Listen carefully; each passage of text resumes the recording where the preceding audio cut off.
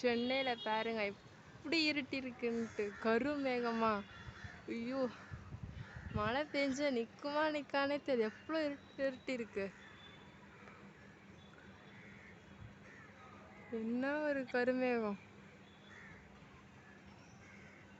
செம்மையா பெய்ய போகுதுங்க மழை. பேஞ்சா நிக்குமா நிக்காதான்னு தெரியல, அப்படி ஒரு இருட்டு.